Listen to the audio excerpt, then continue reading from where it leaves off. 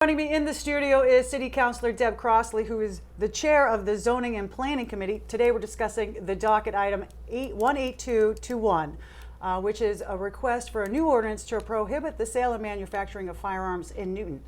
And also the recently passed restrictive zoning ordinance regarding firearm sales in Newton. So thanks, Deb, so much, or Councilor Crossley, excuse me, for coming in and chatting it's about my name. this. It's true. So there was a recent public hearing that happened on Monday night. The City Council Committee decided to not approve the ban. Right. That particular ordinance. Could you tell me a little bit about why it failed to pass? Sure. I have to begin the answer by, as you said, but explaining that several weeks ago we did pass a highly restrictive firearms ordinance that the Zoning and Planning Committee worked on for weeks, which is a very short time frame.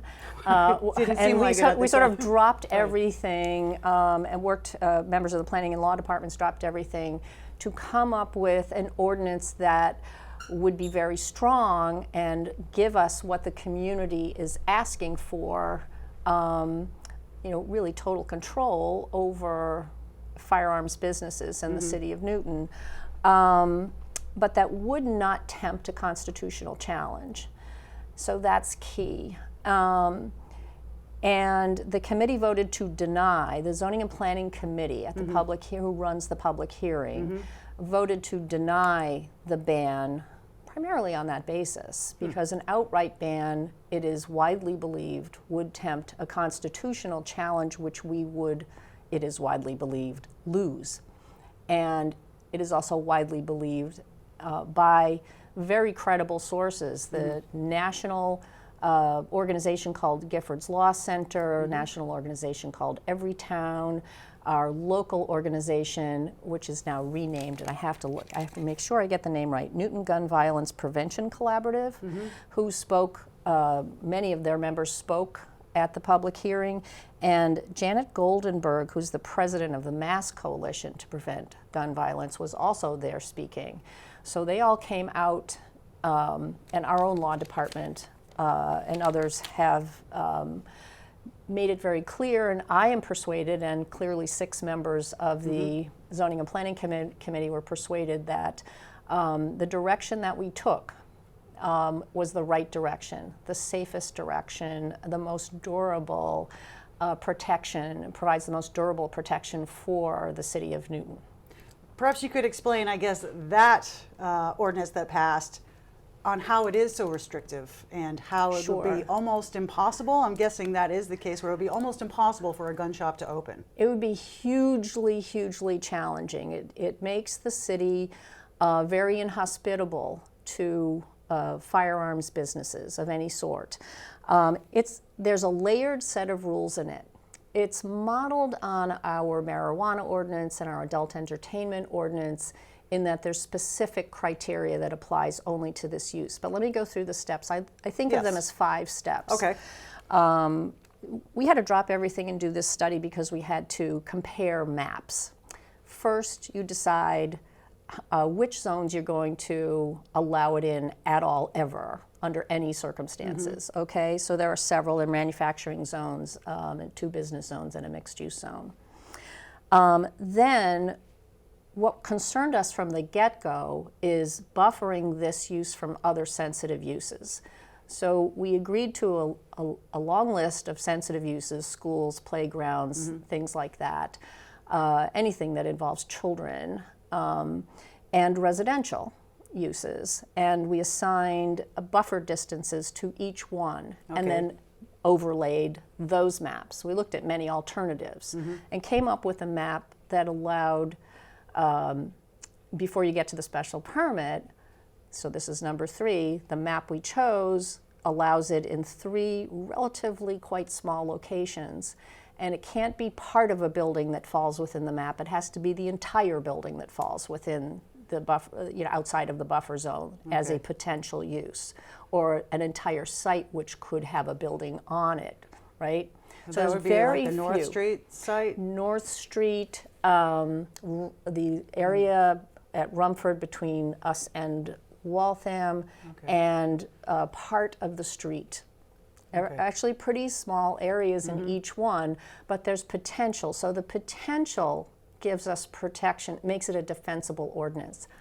But then the City Council has broad discretion as the land use granting authority, okay, special permit granting authority. So we require a special permit in every case, as we do for marijuana and adult use, adult entertainment.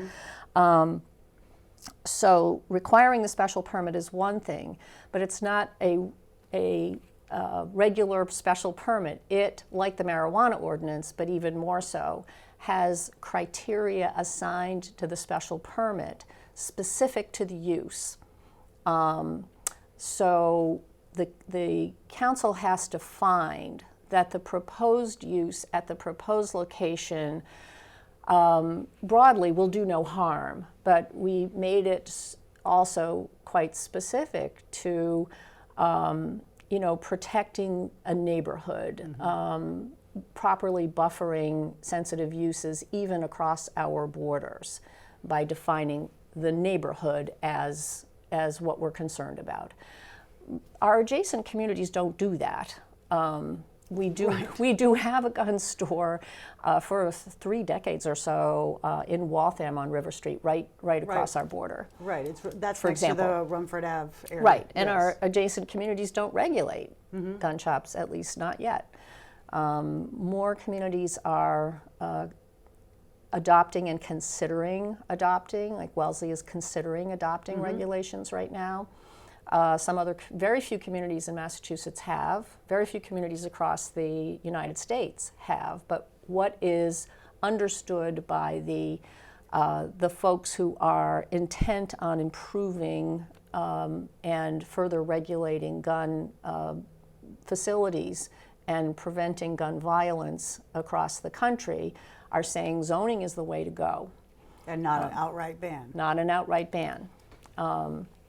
So most of us heard that loud and clear, and that's why I think, and the majority of the Zoning and Planning Committee thinks, the restrictive ordinance is better than a ban. That it's stronger, that it's more durable, that it protects Newton not only from firearms establishments, but also from a constitutional challenge that would drag on for a long time. And what the experts say is that if we were to find ourselves in that place where it's challenged, it goes to a higher court, eventually to the Supreme Court, the gun lobbyists would love to see us do that, so that that would give them an opportunity to further crack down on the authority we have. Now, it would be a long process, years, Yes, as those easily. kinds of things are, but most of our residents, and certainly the huge majority that I've heard from, don't want Newton to be the poster child for such a case. At this time, when the courts have been made so overwhelmingly conservative since the Trump administration appointed so many across the country. So, and at this time is an important thing to say, because none of us want to, I'm going to say first, all of us are very concerned about the proliferation of guns in our country and what has happened especially over the last few years, but it's not new, it's just more intense. Right. The proliferation of gun violence and how people are using these weapons is alarming. It's absolutely alarming. It is, and to go back to the ban, Cambridge currently has a ban on guns, and since Yeah. 1986. Why can't Newton do that? I mean, I know the reasons Right. why you said for this, but Yeah. regarding Cambridge and Newton, are they the same? Are they different? I understand they're not the same. Both the law and planning departments reviewed what happened in Cambridge in 1986. Of course, it was 1986, and they imposed their, I think it was a handgun ban, very quietly. At a Social time, media wasn't around at the time. and we've made a lot of noise. We've already drawn a lot of attention to what's going on in the city of Newton. Yes. You know, the country's watching us, and other cities and towns are watching us, and you know, we're in the spotlight. So I think we've done what is responsible to do today to best protect our citizens. So what happens next? The ban from the committee was denied, but Yes. it still goes in front of the full city council. Correct. We voted 6 Five to deny, 1 opposed to denial, 1 abstention. Right. And that vote, as all votes that come out of committees are required to go before the full council to formally approve or not the vote. You know, the full council might agree with that vote or not. So it's unusual to have such a vote go to city council and be overturned, but I can't speak for the council, obviously. Will this be at the next city council meeting, or? Yes, which is in July. Okay. July 12th. Gotcha, okay. Yeah. Just wondering. So what happens to Newton Firearms that's at, you know, on Washington Street? That's, Well, they are buffered out of that location.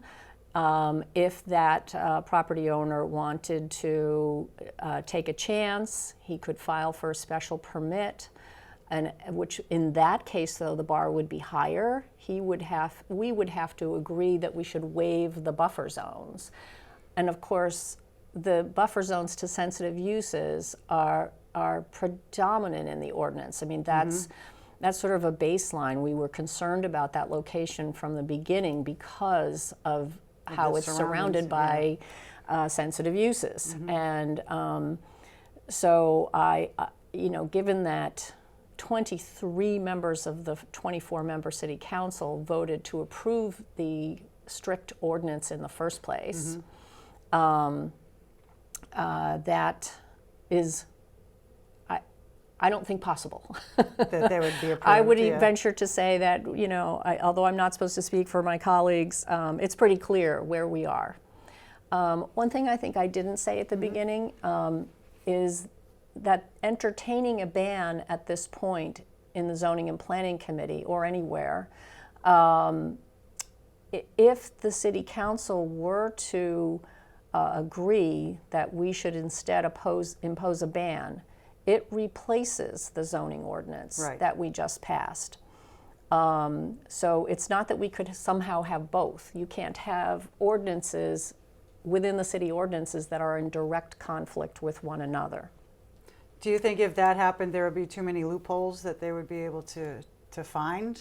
Because the restrictive zoning is so, I guess, strict. Unlike a ban, what would happen if? I think the ban would just be challenged. I think it would just be challenged, right? The ban is crystal clear. It's a simpler ordinance. Right. Simple isn't always better. And in this case, it's not better, in my opinion.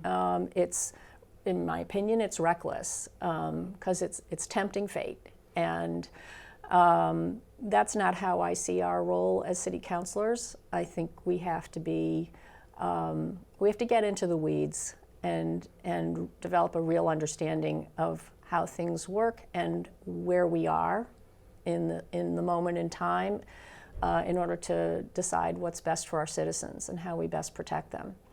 Some have, I think, inappropriately stated that because they're only on step 3 of the 5 steps, and they look at the maps and they say, oh, you're planning to put gun stores in my neighborhood.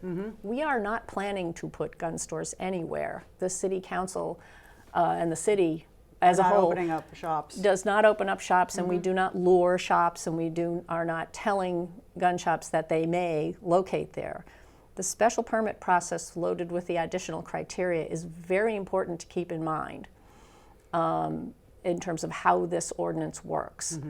It's going to, I can't say that there's no gun stores attempting to open in the city of Newton today. Right. But let's say a couple of years from now one does. And they read the map and they think, okay, I'm going to go for a special permit.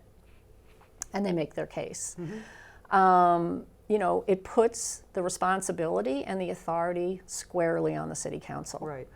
And in addition, We now have an official organization in the city of Newton, and I can't thank them enough. I should thank them on the air too, because the 5 women and many members of what was No Gun Stores in Newton, how they started, the 5 women have been working on gun violence prevention at a larger scale for many years, and they're very aware of the situation.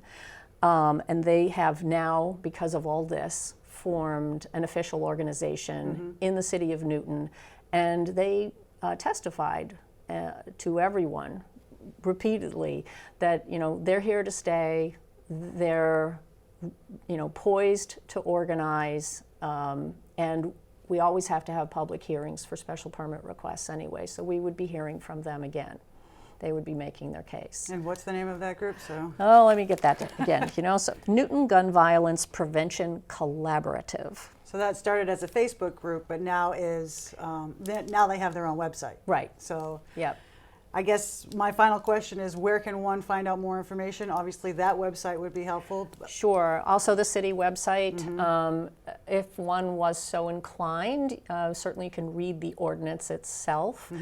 You can read the reports on it, the planning memos, the law memos, the Giffords Law Center recommendation, the testimony. The report from Monday night's meeting is not yet available. Probably in the Friday packet, I would assume. Not Maybe. this week, probably next week, because we aren't having another council meeting till after the July holiday. So, and we are short-staffed in our our clerk's office. Right. Yes, still. So, so trying to be nice to them. They're working double time. But there are several reports from past meetings and past testimony and so forth.